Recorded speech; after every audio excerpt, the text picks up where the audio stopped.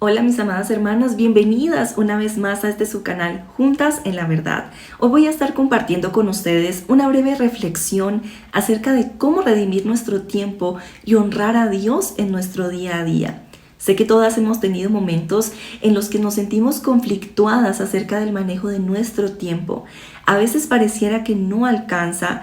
Otras estamos saturadas de actividades y compromisos, pero por otro lado pasamos horas en redes sociales, viendo películas o dedicándonos a pasatiempos que sin darnos cuenta nos roban horas valiosas. Es común que ante todo esto nuestra frase favorita sea "no tengo tiempo" o "estoy muy cansada".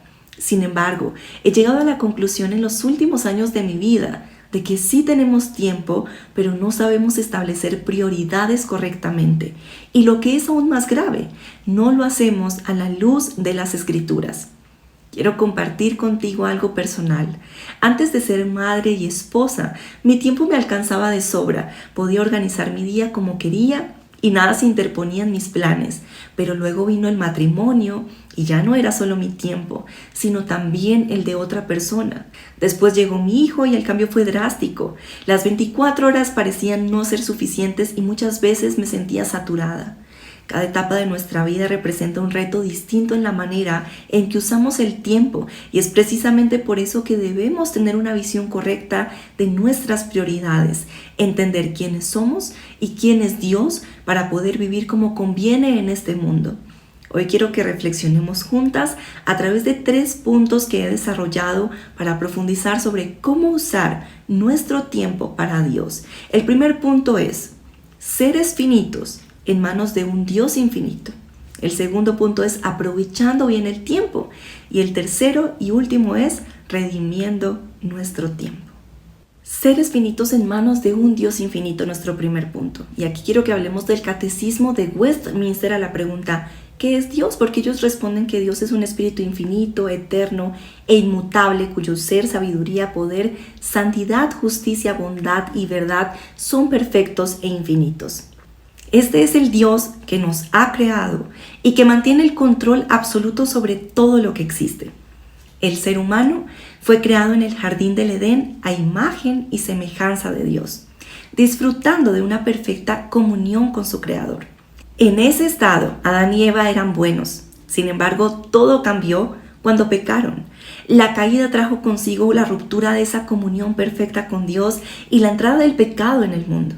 La consecuencia de esta transgresión fue la muerte tanto espiritual como física y la separación con Dios. En los primeros capítulos de Génesis no se nos da una referencia explícita sobre la edad de Adán y Eva, ni sobre la duración de sus días en el huerto. Sin embargo, al observar los eventos posteriores, podemos ver una notable longevidad en los primeros descendientes de Adán. Por ejemplo, Adán vivió 930 años, nos dice Génesis capítulo 5, versículo 5, y Matusalén alcanzó una increíble edad de 969 años, en Génesis 5, 27, siendo el hombre más longevo registrado en la Biblia. Este cambio culminó en Génesis 6, 3, cuando Dios declara un límite para la vida humana. Él dice, no contenderá mi espíritu, porque ciertamente Él es carne, pero sus días serán 120 años. Génesis 6:3.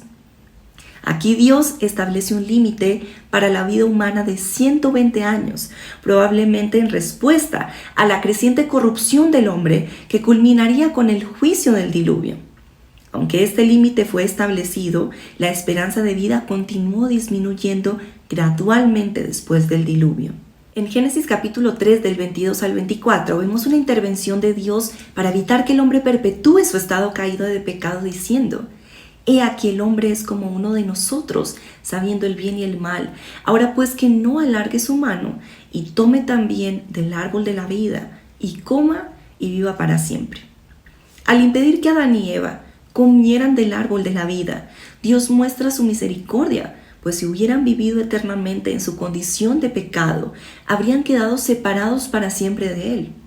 Este acto divino, aunque severo, fue una acción protectora que preparó el camino para la redención futura a través de Cristo, quien en Génesis capítulo 3, versículo 15, nos dice que aplastaría la cabeza de la serpiente y vencería el pecado y la muerte.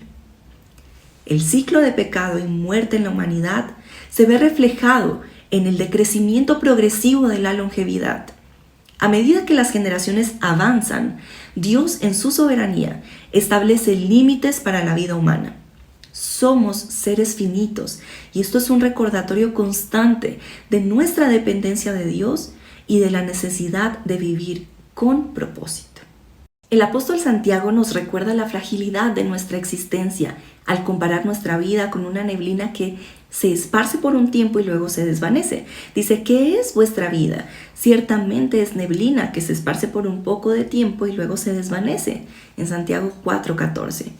Nuestra vida en la tierra es breve y frágil. A menudo vivimos como si fuéramos permanentes en este mundo, pero nuestra verdadera ciudadanía está en el cielo. Y es por eso que al entender que nuestra verdadera ciudadanía no está en este mundo y que no somos residentes permanentes aquí, sino que somos peregrinos, aquellos que están de paso, debemos vivir con una perspectiva diferente. Si somos conscientes de que nuestra permanencia en la tierra es temporal, necesitamos aprovechar bien el tiempo que Dios nos ha dado, viviendo con propósito y sabiduría, reflejando su voluntad en cada paso que damos. Y como madres, esposas, estudiantes, trabajadoras, sea el rol que estés desempeñando en esta etapa de tu vida, debes aprovechar tu tiempo sabiamente y a la luz de las Escrituras. Y es por eso que vamos a hablar del siguiente punto. Y este punto número 2 es aprovechando bien el tiempo. ¿Alguna vez te has detenido a pensar en cómo estás usando tu tiempo? Es fácil dejar que los días pasen sin ser conscientes de cómo estamos viviendo, pero la Escritura nos llama a algo mucho más intencional. En Efesios capítulo 5, versículo del 15 al 16, Pablo nos desafía a vivir con propósito y sabiduría. Él nos dice, mirad pues, con diligencia como andéis, no como necios, sino como sabios, aprovechando bien el tiempo, porque los días son malos. Pablo, en el contexto de esta carta a los Efesios, nos enseña cómo debemos vivir como cristianos en un mundo caído. En estos versículos hace un llamado a la diligencia para que no tomemos nuestra vida cristiana a la ligera.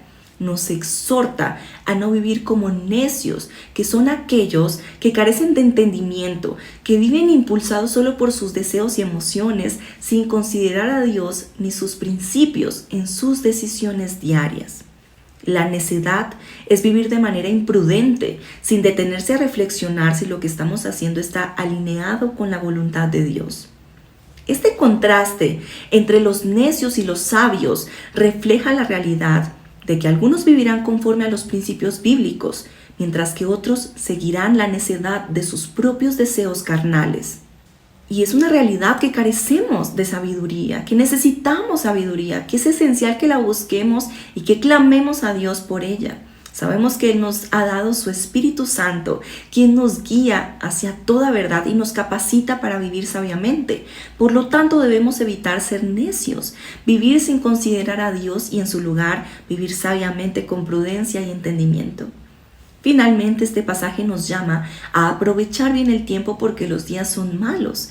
Pablo reconoce que vivimos en un mundo marcado por la maldad, un mundo lleno de caos y corrupción, y este es un llamado, un recordatorio urgente para nuestros corazones. No debemos conformarnos a este mundo, ni amoldarnos a su sistema de valores. La maldad de este mundo se manifiesta en circunstancias adversas, enfermedad, pérdida, frustración y desilusión. Sin embargo, somos llamadas a aprovechar el tiempo, a vivir piadosamente, incluso en medio de tales dificultades. Al resistir la corrupción de este mundo, no solo obedecemos a Dios, sino que reflejamos la obra redentora que Él ha hecho en nuestros corazones. Aprovechemos bien el tiempo que Dios nos da. Vivamos de manera radicalmente distinta a este mundo, como un acto de obediencia a nuestro Creador y como testigos de su gracia transformadora. Por eso que vamos para nuestro tercer punto, que es redimiendo nuestro tiempo. En los puntos anteriores reflexionamos sobre la finitud humana y la importancia de aprovechar bien el tiempo que Dios nos ha dado. Sabemos que como seres humanos debemos vivir sabiamente aprovechando cada momento para honrar a Dios. En un mundo caído, la gestión del tiempo puede ser complicada y llena de distracciones, pero la Escritura nos llama a vivir con propósito y en conformidad con la voluntad de Dios. El apóstol Pablo nos exhorta en 1 Corintios capítulo 10, versículo 31. Él dice: así que ya sea que comáis o bebáis o que hagáis otra cosa, hacedlo todo para la gloria de Dios. Este versículo, dentro de su contexto sobre la libertad cristiana, nos recuerda que todas nuestras acciones, incluso las más cotidianas, deben estar orientadas a glorificar a Dios, no solo en los momentos de devoción o servicio, sino también en lo que consideramos trivial: comer, beber, trabajar, estudiar, conversar, descansar, cuidar a nuestro hijo, a nuestro nieto, cocinar. Todo debe reflejar nuestra obediencia y testimonio cristiano.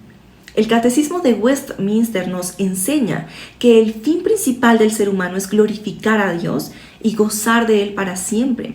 Esto significa que cada parte de nuestra vida, incluso nuestras rutinas diarias, son una oportunidad para glorificar a Dios.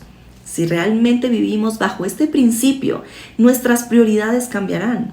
No solo se trata de administrar nuestro tiempo, sino de redimirlo, usándolo como un medio para honrar a Dios en todas las áreas. Redimir nuestro tiempo también implica reconocer que nuestra libertad en Cristo no es para vivir de manera egoísta. Debemos ser conscientes de cómo nuestras acciones pueden afectar a otros, especialmente a nuestros hermanos en la fe. Recuerdo mucho un libro que se llama Soltero por ahora, que cuando lo leí me impactó mucho porque hablaba de cómo una persona en su soltería, en este caso el autor, había invertido gran parte de su tiempo en servir a un anciano. Y eso me confrontaba mucho porque yo decía: Señor, ¿cómo no aproveché ese tiempo en mi soltería para buscar formas de servir? Porque tenía todo el tiempo, iba donde quería, hacía lo que quería en mi rutina, y muchas veces de forma egoísta invertía el tiempo. Y creo que fue algo muy importante para mí porque me hacía ver la necesidad de usar nuestro tiempo sabiamente y de, incluso en la etapa que te encuentres, buscar formas de usar ese tiempo para servir a otros, para edificar a otros. Si eres una ama de casa, estás todo el tiempo, no sé, cocinando 3 veces al día o para la semana, podrías usar este tiempo también para servir a otros. Y no sé, si hay necesidades en tu iglesia local, poder servir a otra mujer soltera o otra mujer que de pronto no tiene el mismo tiempo que tú tienes en la cocina, y poder compartir alimentos con estas personas. No sé, orar y buscar sabiduría del Señor para ese tiempo que tú usas, también invertirlo en otros. Es que vivir sabiamente implica no solo considerar lo que es beneficioso para nosotras, es también edificar a otras personas. Y esto nos lleva a tomar decisiones que no solo buscan agradar a Dios, sino también cuidar la conciencia de los demás. Así, cuando establecemos prioridades, debemos recordar los 2 mandamientos que resumen toda la ley. El primero, amar a Dios con todo nuestro corazón, todo nuestro ser, que este es el primer y gran mandamiento de Mateo 22 del 37 al 38, y es un llamado a vivir con todo nuestro corazón, alma y mente dedicados a Él, estableciendo a Dios como el centro de nuestras decisiones y acciones diarias. Amar al prójimo como a nosotros mismos es el otro, el segundo mandamiento, que nos invita a considerar a los demás en todo lo que hacemos. Está en Mateo 22, 39. El amor hacia los demás debe ser una extensión natural de nuestro amor a Dios, buscando siempre lo mejor para ellos, incluso si eso significa sacrificarnos.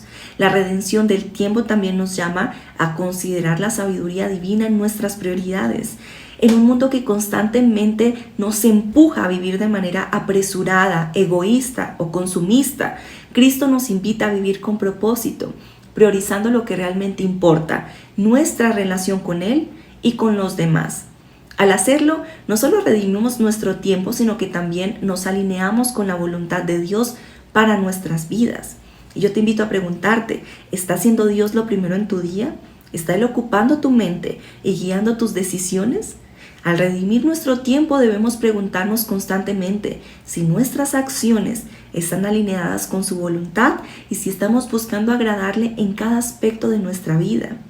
¿Está siendo Dios lo primero en tus decisiones? ¿Están permitiendo que sus acciones reflejen su voluntad y carácter? ¿Qué cambios podrías hacer en tu rutina para redimir tu tiempo y glorificar a Dios en todo lo que haces? Y bueno, mi amada, hemos llegado al final de este tiempo. Yo espero que haya sido una reflexión hoy en tu vida, que puedas dar pasos prácticos para organizar tu tiempo y tus prioridades a la luz de las Escrituras. Dios te bendiga y te espero aquí en el próximo episodio de Juntas en la verdad.